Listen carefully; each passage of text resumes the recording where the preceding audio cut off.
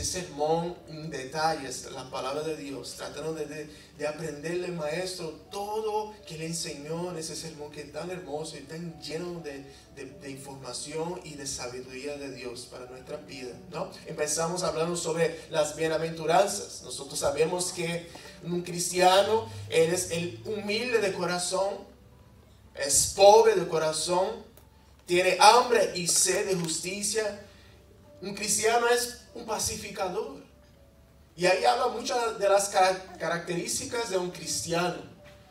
Y eso es algo hermoso. Un cristiano es un hombre que es pobre de corazón porque él entiende, reconoce la necesidad que él tiene de Dios. Y sin Dios no hay vida. Él sabe que está en pecado. Él sabe que no hay otra salvación sino a través de Jesucristo. Entonces esa persona es una persona pobre de corazón. Dice la escritura es que bienaventurados los que lloran. Y esa persona cuando reconoce la necesidad que tiene de Dios, lloran por sus pecados, lloran por pidiendo la misericordia de Dios en sus vidas. Lloramos en la presencia de Dios mientras alabamos a Dios porque reconocemos que necesitamos de Dios. Ese es el motivo que fácilmente uno puede llegar al trono de Dios y cuando uno llega y experimenta la santidad de Dios, uno llora porque uno reconoce quién es Dios y que nosotros verdaderamente somos. Es algo poderoso eso, iglesia. Por eso uno hace adoraciones en espíritu y en verdad, porque uno reconoce que uno es y quién Dios es en la vida de esa persona. Una persona que es bienaventurada es una persona que tiene esa hambre, esa sed de Dios, de hacer la justicia de Dios, de obedecer los mandamientos de Dios. Jesús también dice que las personas que caminan de esa manera, Él nos dice que no esperen aceptación en el mundo, sino persecución en el mundo. No te creas porque tú eres un cristiano, una buena persona, que el mundo te va a amar. El mundo no te va a amar. El mundo te va a perseguir. Y muchas veces nosotros cuando vemos esas persecuciones en nuestra vida, muchas veces desanimamos y muchos regresan al mundo de fantasías, ¿no? Si podemos decir así. Dice también las escrituras, nosotros estudiamos que nosotros somos luz y sal del mundo. Los cristianos son diferentes, vemos las características de un cristiano y nosotros somos la única luz y la única sal del mundo. Y otra palabra, nosotros somos diferentes. El Espíritu de Dios vive dentro de nosotros. Donde sea que tú estás, mi hermano, se supone que haya la presencia de Dios, hay la luz de Dios, hay esperanza porque llegó un cristiano. Imagínense eso. Wow, llegó Talí ahora. Algo va a pasar porque llegó una cristiana verdadera. Imagínense. Llegó Yared ahora, en el trabajo, donde sea, en la casa. Algo va a pasar, algo va a suceder porque llegó un cristiano. Es la luz y la sal de la tierra. Nosotros somos esa luz, somos la sal. Y el mundo a veces no nos entiende, pero ve que somos diferentes. Somos diferentes. Estudiamos también semana pasada sobre la ley y los profetas. Estudiamos que Jesús no vino para anular la ley, sino para cumplir la ley. Jesús no vino a destruir la ley y los profetas, sino para cumplir los mandamientos de Dios. Y Él lo hizo perfectamente, ¿no? Estudiamos también sobre los fariseos. Esa gente actuaban como si fueran santos aquí en la tierra, pero su corazón estaba lejos de Dios.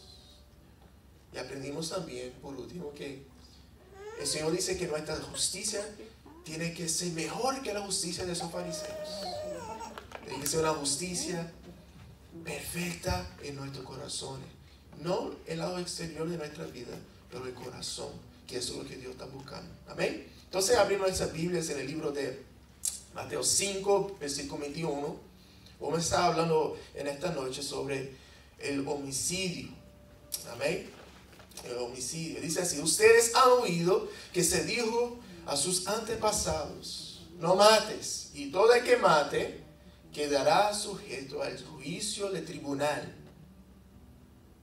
Pero yo les digo que todo el que se enoje con su hermano quedará sujeto al juicio de tribunal. Es más, cualquiera que insulte a su hermano quedará sujeto al juicio de consejo, y cualquiera que lo maldiga, quedará sujeto al fuego del infierno. Por lo tanto, si estás presentando tu ofrenda en el altar y allí recuerdas que tu hermano tiene algo contra ti, deja tu ofrenda allí delante del altar, ve primero y reconcíliate con tu hermano. Luego vuelve y presenta tu ofrenda. Si tu adversario te va a denunciar, llega a un acuerdo con él lo más pronto posible. Hazlo mientras vaya de camino al juzgado. No sea que te entregue el juez y el juez al guardia y te eche en la cárcel. Te aseguro que no saldrás de allí hasta que pagues el último centavo. Padre, te damos gracias por tu palabra, Señor. Te damos gracias porque tú eres grande, tú eres lindo, Señor. Tú eres poderoso, Señor Dios. Te damos gracias, Señor, por la oportunidad de aprender un poquito más de tu palabra linda, Señor, de tu sermón, Señor, que predicaste, Señor. Padre, te pedimos, Señor, que abra nuestros ojos, Señor, para ver, nuestros oídos para escuchar, Señor, y entender, Señor Dios, cosas de tu reino, Padre, en esta noche. Te pedimos, Señor, por una bendición específica y a cada persona que está escuchando ahora ese mensaje, Padre. Derrama tus bendiciones, Señor, en su vida, Padre. Te pedimos, Señor, en el nombre de Jesús. Amén. Amén. Amén. El propósito de esa enseñanza, de esa serie como tal, iglesia, para mí es aprender sobre el reino de Dios. Jesús ahora, todo lo que nosotros aprendimos era que estudiamos en las semanas pasadas, fueron prácticamente la introducción de Jesucristo por lo que viene ahora, en otras palabras. El propósito de eso para mí es aprender más de la cultura del reino de Dios. Nosotros, por ejemplo, yo soy de Brasil y yo vengo de la cultura de Brasil, yo conozco la cultura de mi país. Y a veces es difícil dejar de nuestra cultura, ¿no? Jesús viene a enseñar la cultura del reino de Dios. Cosa que nadie lo había hecho. Y nosotros que somos hijos de Dios, esta es nuestra nueva cultura y tenemos que aprender. Hoy vamos a estar hablando sobre el homicidio. No matarás. Pero en el reino de los cielos hay muerte. Claro que no, ¿sí o no? En el reino de los cielos hay dolores. No hay dolores. Hay envidia. No hay envidia. Y nosotros como ciudadanos del reino de los cielos, nosotros estamos aprendiendo eso. El Señor nos está enseñando. Y eso es algo bien hermoso, iglesia. Aprender un poquito más de maestro. Entonces él empieza diciendo, ustedes han oído que se dijo de sus antepasados, no mates y todo el que mate quedará sujeto al juicio del tribunal. Es interesante que Jesucristo viene y dice, ustedes han oído. Y en el versículo 22, él dice, pero yo les digo. Ahora, ¿cuántos de ustedes creen que Jesús le está enseñando algo nuevo? Levante su mano. Ok. ¿Cuántos creen que Jesús no está enseñando algo nuevo? Levante su mano. Ok. Él dice, ustedes han oído. ¿Por qué él menciona eso? Interesante, ¿no? El motivo es, ¿acuerdan de los fariseos y los maestros de la ley que nosotros estudiamos semana pasada? Bueno, ellos tenían ese problema que, si ponemos para estudiar como tal, dice en Éxodo 20, el sexto mandamiento dice, no matarás, ¿sí o no? Entonces, para ellos, no matarás es solamente quitar la vida de la persona, ¿sí o no? Entonces, no está mal, pero no es toda la verdad. Por eso Jesús viene y dice, ustedes han oído. Él no dice, Moisés dijo. Ustedes han oído, en otra palabra, las tradiciones, ¿sí o no? Las tradiciones que a veces vienen y no son de Dios como tal.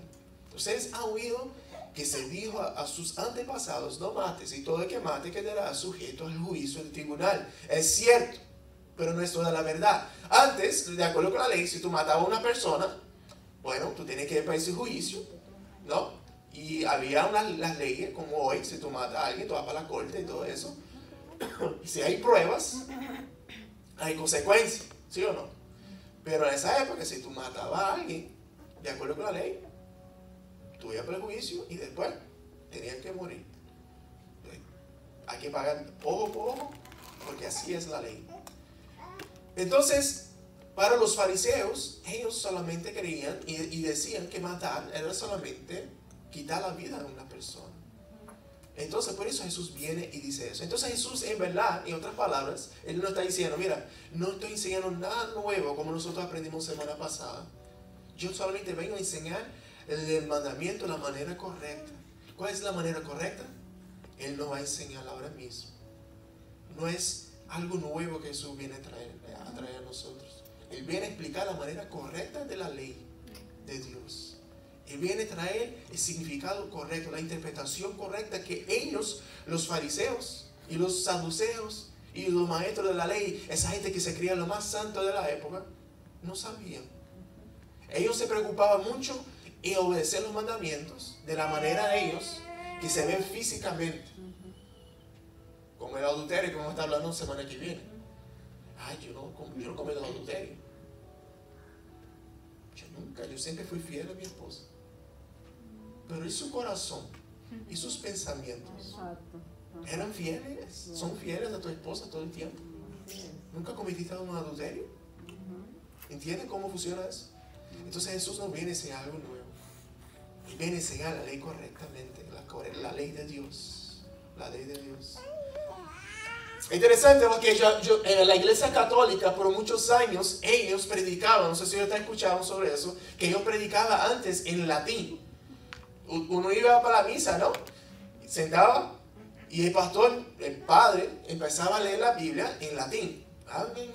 Y nadie lo entendía nada. Nadie lo entendía nada. En esa época, las personas dependían de los fariseos, de los saduceos, para tener la interpretación de la palabra de Dios. Porque muchos de ellos no hablaban hebreo en esa época. Hablaban arameo. Y ellos que tenían más conocimiento, sabiduría, nos enseñaban la Biblia, la interpretación que le daba la gana a Dios. Hoy nosotros tenemos las bendiciones de poder, la gran bendición de poder estudiar la palabra de Dios en varias versiones. Podemos ver el griego, el hebreo, podemos hacer muchas cosas a través de la tecnología que nosotros tenemos. Y tenemos un conocimiento más grande de la palabra de Dios. Y muchas veces, cuando las personas que dependían, como los católicos en muchos años atrás, que dependían de los padres para enseñar el camino de Dios, había abusos de poder, había opresiones. La gente, por ejemplo, los padres le decían que tenía que fulano murió, ¿verdad? Y tú te preocupabas por un familiar tuyo que se murió. Entonces el padre decía que estaba en purgatorio y tú tenías que pagar a la iglesia dinero para que Dios lo salvara del purgatorio. Y de las parejas, de la primera, segunda, tercera. Y eso es algo increíble, pero eso son abusos de poder. Eso no es lo que enseña la palabra de Dios. Eso no es. Y eso sucedió. Y cuando venían personas que predicaban la verdad, la iglesia lo mataba. Y lo mataban de maneras fuertes. Lo mataban quemados. Algo horrible. Vamos a estar hablando sobre eso en un futuro también. Porque eso tiene mucho que ver con la palabra de Dios. Entonces siempre es un problema cuando una persona depende de un padre, de un pastor, de alguien para escuchar de la palabra de Dios. Y si tú tienes la oportunidad hoy de leer y estudiar la palabra de Dios, hazlo. Tú no tienes que depender de alguien. Como me estaba mencionando José el otro día, de una persona que se fue, que escuchó de un pastor que le dijo que él puede servir a Dios y beber cerveza y hacer tatuajes nuevas y vivir su vida afuera del mundo, y no hay problema porque Dios quiere que uno viva su vida feliz. ¿Eso está en la palabra de Dios? No. Pero esa persona está cogiendo la información y está poniendo toda su confianza en un fariseo y no en la palabra de Dios. Entonces el Señor viene y no trae la interpretación correcta de su palabra. Y eso es lo que está sucediendo aquí. No mates, dice las Escrituras. Amén. Entonces, iglesia, versículo 22 dice: pero yo les digo que todo el que se enoje con su hermano quedará sujeto al juicio del tribunal. ¿Cuántas veces nosotros nos enojamos con nuestro hermano? Jesús viene diciendo, no solamente cuando tú coges una pistola y le metes 20 tiros en la cabeza de una persona, quizás tú seas un poco agresivo, pero también cuando tú te enojas con una persona, también está haciendo el homicidio. Eres un asesino, en otras palabras. Entonces, si fuera a hacer una pregunta esa noche, ¿eres un asesino? Ahora sí. Ahora sí, ¿no? Ahora somos todos asesinos, ¿no? Antes, eso es algo hermoso, iglesia, de verdad, eso es algo hermoso, como la escritura puede abrir nuestros ojos, y muchas veces nosotros tenemos espíritu de fariseo de creer que estamos bien. Yo no mato, yo no robo, yo no cometo adulterio, yo no hago eso. Pero nuestro corazón muchas veces está podrido.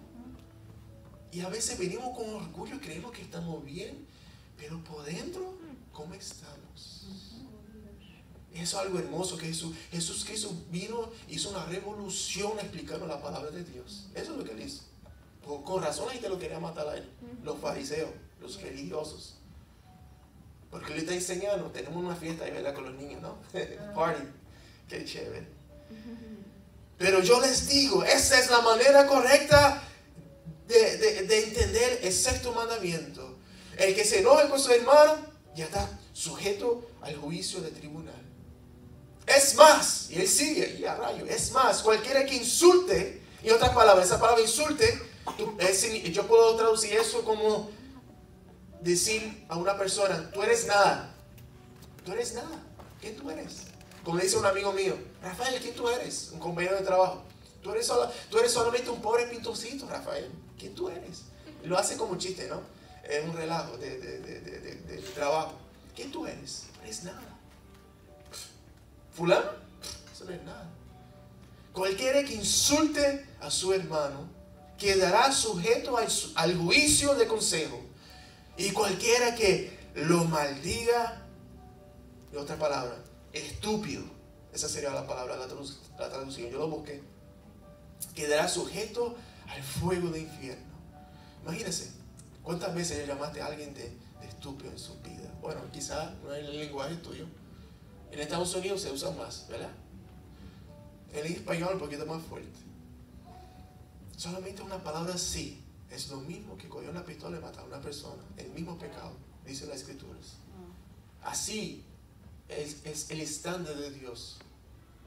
¿Y cómo estamos de acuerdo con la voluntad de Dios? ¿Estamos bien o nos falta mucho? ¿Estamos caminando bien con el Señor o estamos caminando en pecado con el Señor? ¿Somos personas buenas o somos asesinos? Eso es lo que el Señor nos está enseñando. Los sentimientos de rencor, de odio, resentimiento, la ira, los pensamientos de venganza. Mira, los pensamientos negativos a nuestro hermano. Bochinche, los chismes, ¿no? Como yo acuerdo que Will trajo la palabra sobre los chismes hace un tiempo atrás. Fue algo poderoso todavía, no se me olvida eso. El poder de un chisme. Casi lo mataron 2 personas, ¿verdad? Que es inocente, ¿no? Un revolú bien grande por un chisme. ¿Ven cómo funciona eso? Es que antes de una persona matar a otra persona, todos esos pensamientos, todo ese enojo, toda esa ira, trabaja en el corazón de la persona.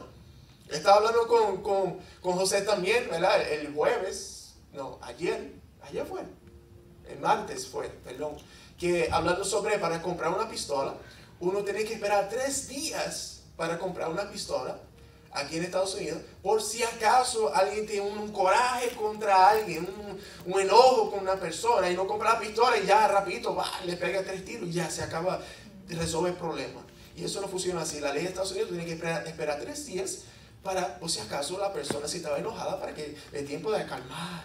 O sea, tomar un cafecito, tranquilito, dormir, descansar y estar tranquilo y seguir, tú sabes, pensar las cosas con calma, ¿sí?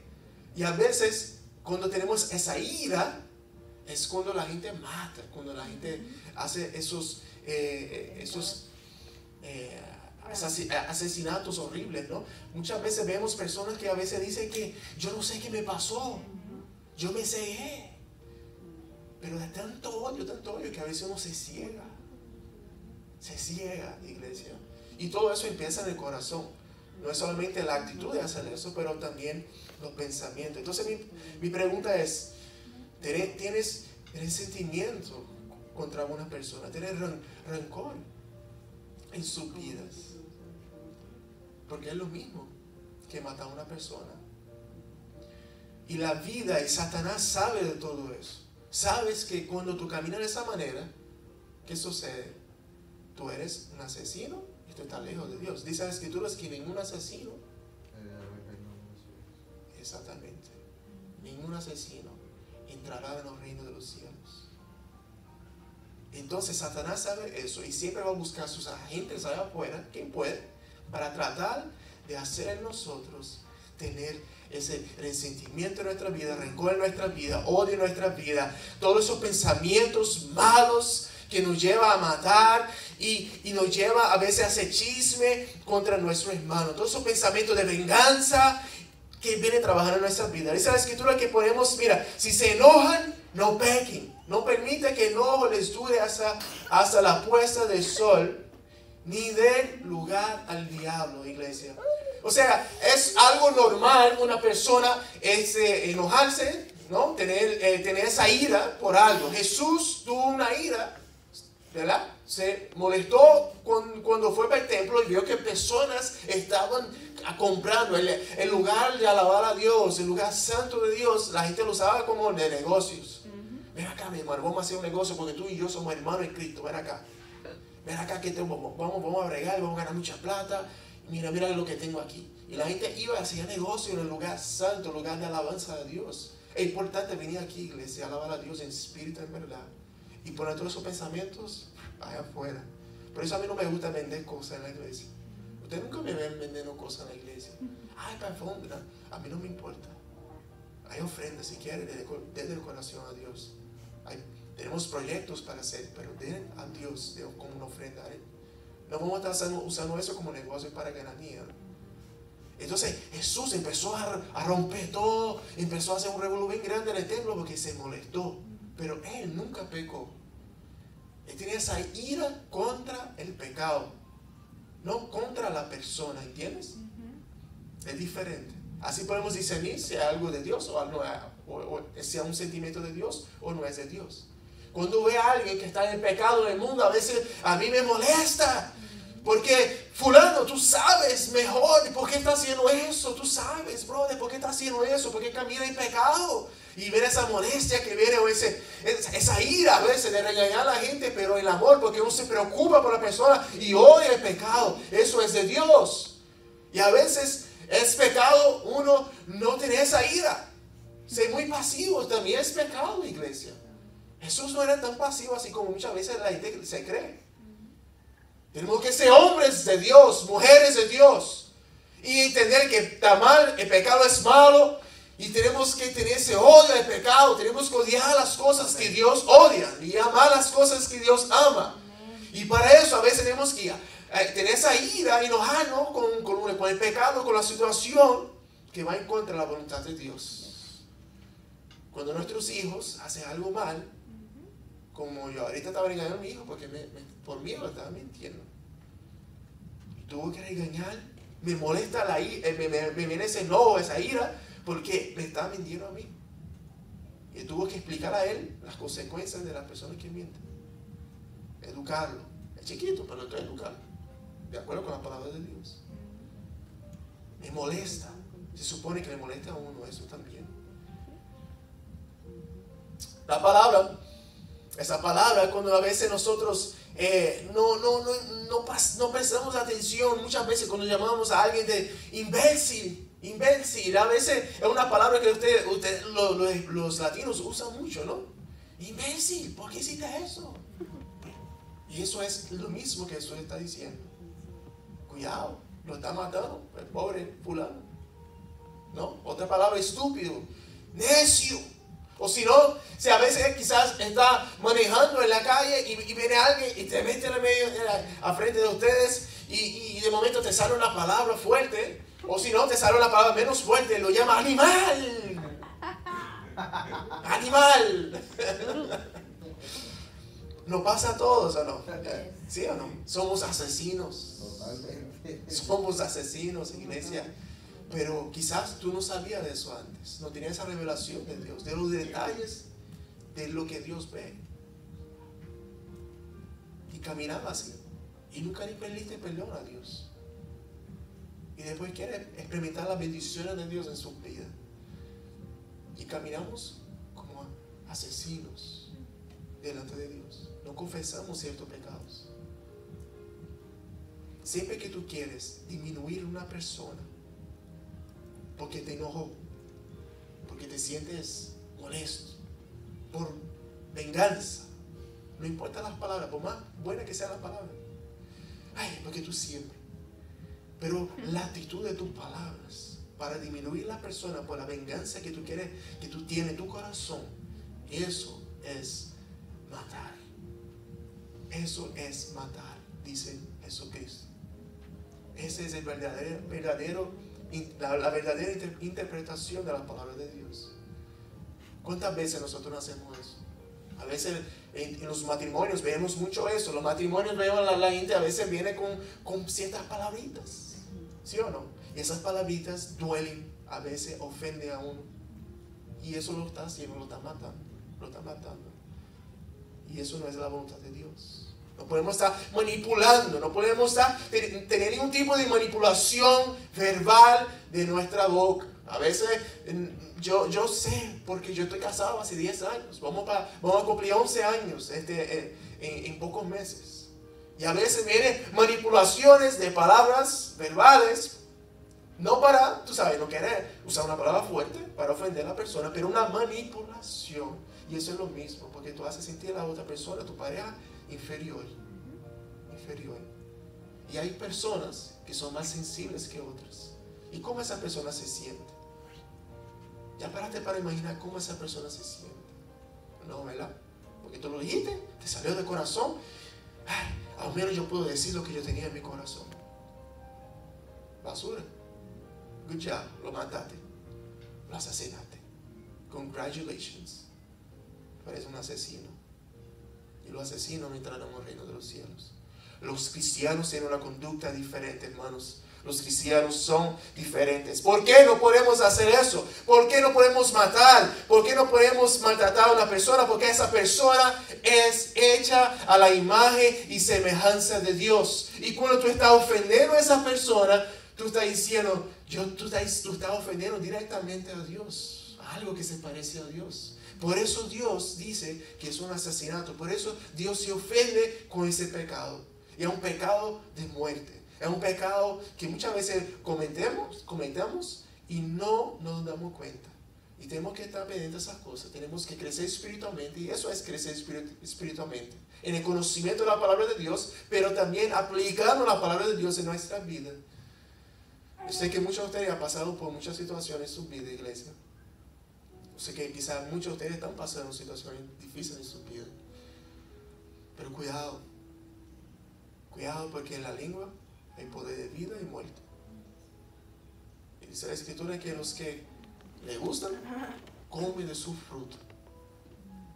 Por eso que es tan peligroso. Porque de tu boca tú puedes bendecir o tú puedes maldecir. Tú puedes traer vida o tú puedes traer muerte a la vida de una persona o la vida tuya. Qué fuerte eso, ¿no? ¿Cómo fue que Dios creó el mundo? ¿Fue con un pensamiento solamente? ¿O fue con las palabras? Con las palabras. Con las palabras Dios trajo vida a ese mundo. Y con la misma palabra somos criaturas hechas semejantes a Dios. No somos Dios para nada. Pero somos similares a Dios en nuestra semejanza. Con la misma palabra, iglesia, podemos destruir a nuestro hermano. ¿Y quién es el hermano que tanto habla aquí? ¿Es los hermanos de la iglesia que mencionan? No, iglesia. Aquí está hablando de los hermanos, si podemos decir así, como los paisianos de la época ahí, los judíos, una nación, los americanos, nuestros vecinos, todo el mundo, todo que vive aquí es nuestro hermano. Eso es lo que está diciendo aquí. No necesariamente tu familia, no necesariamente nuestra iglesia. Está hablando de todos nuestros hermanos. Entonces, eso es para todos. No solamente para los hermanos de la fe. Qué lindo, ¿no? No, eso es afuera. La gente que te va a molestar de verdad. Poderoso la palabra de Dios. Yo acuerdo de una situación, iglesia, que muchos años atrás, cuando estaba conociendo a mi esposa, yo acuerdo que había una persona, una amiga de mi esposa, que ella iba a la misma iglesia que mi esposa iba, ¿no? Y también iba a la misma escuela que nosotros íbamos antes. Y esa muchacha, cuando se enteró que yo estaba conociendo a Keisha y todo eso, ella se puso celosa. Go figure, ¿verdad que sí? Se puso celosa de mí porque Keisha ahora va a estar con el futuro pastor Rafael. Y entonces esa persona destruyó mi reputación, que es una manera también de asesinar a la persona. Destruir la reputación de otros. Y eso es el lado que vamos ahora. Ella fue cuando vino mi suegro, mi jefe, y preguntó a ella sobre yo, porque no me conocía obviamente todavía. Esa mujer vino y empezó a decir un montón de disparates. Character assassination, ¿no? Destruyendo mi reputación de una manera tan fuerte que ahí empezó un revolú bien grande entre yo y mi suegro. Mi suegro no quería verme ni pintado de oro, como dicen en Brasil. Si tú eras pintado de oro, bañado de oro, no me quería ver. No me quería. No quería para nada. Es más, ese hombre llegó a la escuela para romperme la cara. Es más, también, pero tú sabes, son problemas que hubieron en familia por algo, una palabra que salió de la boca de una persona de muerte. Y eso fue un revolú bien grande, pero fue algo chévere. Ahora puedo contar, puedo compartir, no dar mucha risa, pero son cosas que pasan, ¿no? Por una palabrita de muerte trae un problema bien grande en nuestra vida. Amén. Entonces, iglesia, dice la escritura en versículo 23, y estamos terminando. Por lo tanto, si estás presentando tu ofrenda en el altar y allí recuerdas que tu hermano tiene algo contra ti. Iglesia, no solamente dejar de hacerle el mal, de pensar mal, de hablar mal de tu hermano, pero también tratar. Dios quiere que tú trates de resolver el problema. Y eso es algo, ahora tú necesitas esforzarte para arreglar la situación con tu hermano. Si tú te acuerdas, si tú imaginas que alguien tiene algo contra de ti, ¿qué tú tienes que hacer? ¿Qué tenemos que hacer como cristianos? Como personas que obedecen los mandamientos de Dios, personas que aman a Dios, personas que quieren ser como Jesucristo. ¿Qué tenemos que hacer, iglesia? Tenemos que ir a resolver los problemas. A resolver los problemas. ¿Cuántos de ustedes conocen a alguien que tiene algo contra ustedes? ¿Alguien conoce? Ahí podemos ahora aprender, tratar de resolver el problema. Si la otra persona no quiere resolver el problema, eso es el problema de ella. Pero tú, de tu parte, como dice la escritura, de tu parte tenemos que tratar de hacerlo bien y estar bien con todos. Eso es lo que dice la escritura.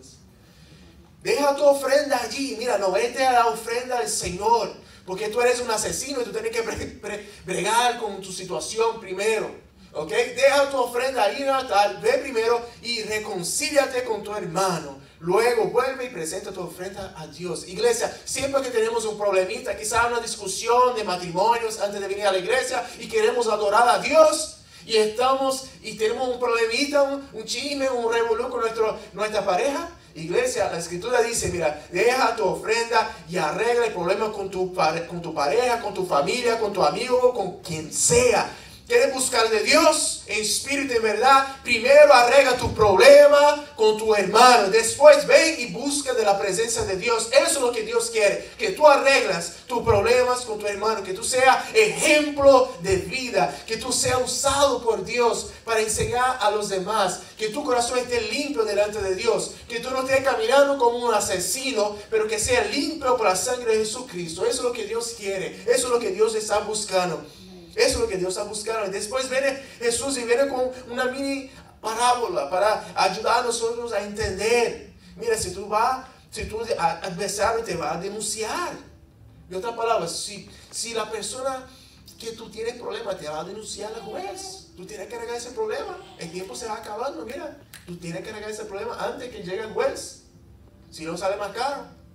Otra parábola bien interesante era la parábola de siervo despiadado que nosotros ya estudiamos eso hace mucho tiempo atrás. Estudiamos que había un rey que perdonó $20 millones a un siervo que no tenía dinero para pagar.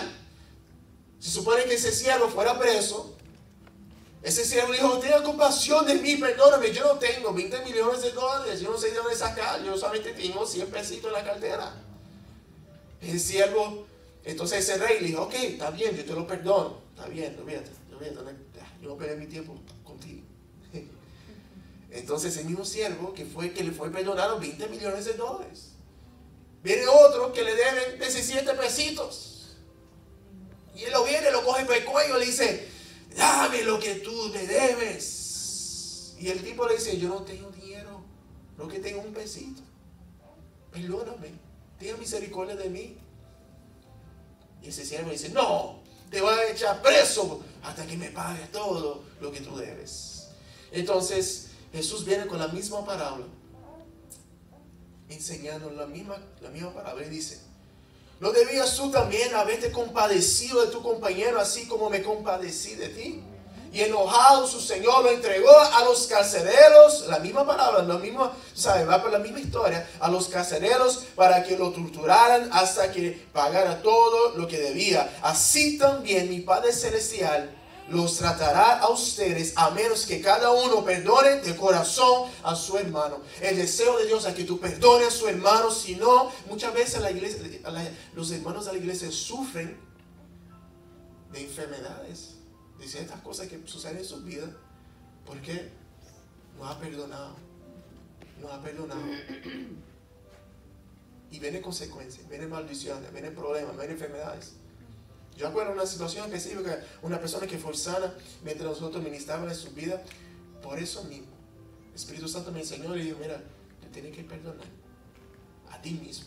A ti mismo, no era a fulano, no era otra persona, era ella misma. Y el Señor la sanó.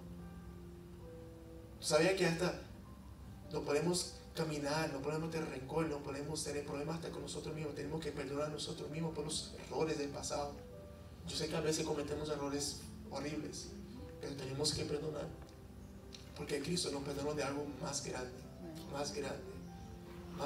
iglesia, más grande. Así que, como dice la Escritura, versículo 26, te aseguro que no saldrás de allí hasta que pagues el último centavo. Iglesia, no hay necesidad de tú pagar nada, Cristo ya pagó por ti. Lo único que tenemos que hacer es confesar nuestros pecados, reconocer de dónde caímos y seguir caminando con el Señor, pedir perdón al Señor, arreglar nuestro problema con nuestros hermanos y seguir a Dios, Entonces, iglesia, quitar la vida de una persona es matar. Yes, claro. Y sí, lo hace para proteger tu familia, en otras palabras, por defensa propia. Es matar también. No es matar si tú estás protegiendo una familia tuya, un familiar tuyo, iglesia. Yo creo que es importante dejar ese punto claro. Muchas veces las personas tienen preguntas de eso. Antes yo creía que sí, pero estudiaron las escrituras y ven que hay una escritura que dice que la persona que no protege, el hombre que no protege a su familia, que no cuida de su familia, es peor que un infidel. Tenemos que proteger nuestra familia de una persona mala, obviamente. Pero un cristiano no busca problemas, un cristiano no busca matar a nadie, solamente en última ocasión. Un cristiano busca traer salvación y resolver los problemas. Un cristiano no tiene, como dice en inglés, trigger happy, que tiene los deditos así de la pistola feliz, así, listo, calientito para dar un tiro rápido, ¿no? Como muchos guardias nosotros vemos, ¿verdad? La policía de hoy en día lo vemos que hace mucho eso. Un cristiano no es así. Un cristiano es una persona que busca vida, busca paz con todos, busca amor. Un cristiano es una persona humilde. Una persona humilde no tiene problema con nadie. Pero obviamente si ven una persona mala que quiere hacer un daño a tus hijos por la noche, mi hermano, ahí entonces tú vas a ver la ira de Dios. ¿Sí o no? Porque nosotros somos cristianos, pero no somos bobos. Amamos a Dios, pero también tenemos el Espíritu de Dios dentro de nosotros. Amén. Nosotros, iglesia, estamos terminando. Fuimos creados a la imagen y semejanza de Dios. Yo quiero que usted medite en esa última palabrita que le voy a dar a ustedes. Mira, Dios no mira solamente lo que hacemos, sino la actitud con lo que hacemos y el corazón de nosotros mientras lo hacemos. Yo escuché a un pastor hablando sobre eso y eso me encantó. Mira, Dios no solamente mira lo exterior tuyo, lo que tú haces. Dios también mira la actitud, cómo lo haces. Porque a veces viene la gente y lo hace, está bien, lo hago con actitud, ok. Pero hay gente que tiene esa capacidad de esconder la actitud, ¿sí o no? Entonces la actitud queda así, se pone la actitud así como si fuera algo bueno, algo chévere. Pero el corazón, ¿quién puede ver el corazón? Solamente Dios. Entonces, la interpretación de Cristo es no solamente lo que tú haces, pero la actitud tuya y principalmente tu corazón, lo que tú piensas, lo que tú dices. ¿Estás enojado? Sigue meditando en eso todavía, sigue pensando, sigue con ese coraje. Te viene, pues todavía hay problema ahí. Todavía ya tenemos raíz de amargura en su corazón. Y para eso hay los pastores en la iglesia, para ayudar a bregar con esos problemas que a veces vienen espirituales en nuestras vidas. Tú no eres el único, tú no eres la única. Todos nosotros ya pasamos por eso. Yo no puedo mencionar las cosas que he pasado porque para mí es muy privado. Pero yo he pasado por cosas fuertes, iglesia. Fuertes que nadie sabe. Yo sé cómo es. Yo sé que es dolor. Yo sé que es dolor también. Entonces, iglesia, caminamos de esa manera, tratando de hacer la voluntad de Dios. Amén.